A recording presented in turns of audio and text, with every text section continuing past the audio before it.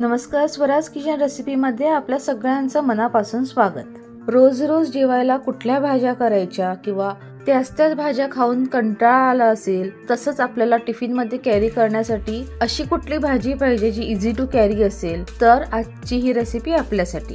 आज आपण बनवणार आहोत मशरूमची सुकी भाजी, जी पटकन बनवून तयार होते आणि चवीला सुद्धा खूपच उत्तम लागते। तसंच मशरूम मध्ये लो कॅलरीज, हाय फायबर आणि गुड सोर्स ऑफ प्रोटीन असतं, तेव्हा मशरूम हा वेट लॉस करणाऱ्यांसाठी खूप चांगला ऑप्शन आहे।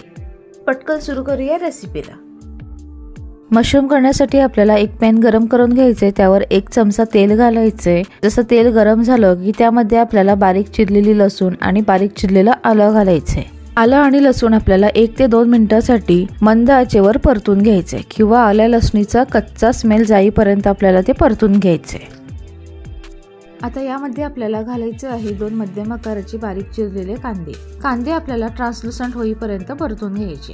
पॅनवर ठेवायचे झाकण आणि लो टू मीडियम हीटवर आपल्याला हे कांदे 2 ते 3 मिनिटांसाठी शिजवून घ्यायचे। झाकण लावून शिजवल्याने कांदा पटकन शिजला जातो।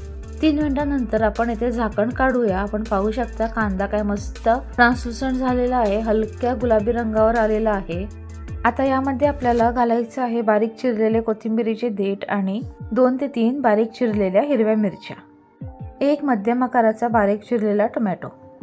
सगळे पदार्थ आपल्याला मिक्स करायचे आहेत। चवीनुसार मीठ घालायचं, व्यवस्थित मिक्स करायचं। मीठ घातल्यामुळे टोमॅटो पटकन शिजला जातो। पॅनवर झाकण ठेवून टोमॅटो मऊ होईपर्यंत शिजवून घ्यायचं। 4 ते 5 मिनिटांनी मी इथे झाकण काढून घेते। आपण पाहू शकता टोमॅटो खूप सॉफ्ट शिजलेला आहे।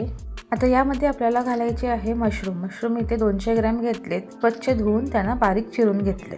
मशरूम व्यवस्थित मिक्स करायचे आणि पॅनवर झाकण ठेवून मशरूम लो टू मीडियम हीटवर 4 ते 5 मिनिटांसाठी शिजवायचे।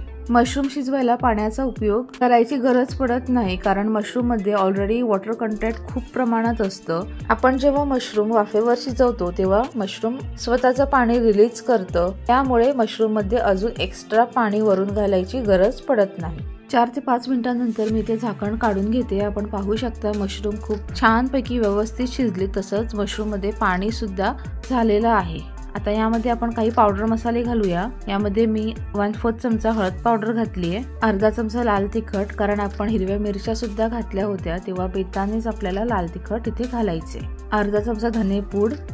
आणि आता हे सगळे मसाले आपल्याला मशरूम मध्ये मिक्स करून घ्यायचे। पॅनवर झाकण ठेवून मसाला 2 मिनिटांसाठी शिजवून घ्यायचा।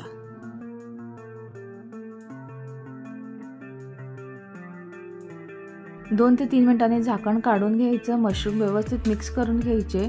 मशरूम पूर्णपणे कोरडे झाले आहे की नाही याची खात्री करून घ्यायची, म्हणजे याच्यात जे पाणी झालेलं ते सगळं इव्हॅपोरेट झालं आहे की नाही हे बघून घ्यायचं। यामध्ये थोडीशी कसुरी मेथी हातावर क्रश करून घालायची, तसंच बारीक चिरलेली कोथिंबीर सुद्धा घालायची।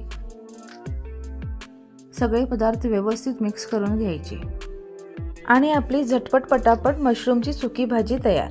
बनवायला खूपच सोपी, चवीला खूप भारी, तसंच टिफिनला सुद्धा कॅरी करायला अगदी आपण सहजपणे ही भाजी कॅरी करू शकतो। लीक व्हायचे चान्सेस वगैरे काहीच नाही, तेव्हा ही भाजी नक्की करून पहा। आवडली असल्यास कमेंट करून कळवा। तसंच बेल आयकॉनवर क्लिक करून स्वराज किचन रेसिपी या यूट्यूब चॅनलला सबस्क्राईब करा, लाईक करा आणि जास्तीत जास्त शेअर करा। व्हिडिओबद्दल किंवा चॅनल रिलेटेड काही फीडबॅक द्यायचा असेल तर कमेंट करून तो नक्की द्या। धन्यवाद।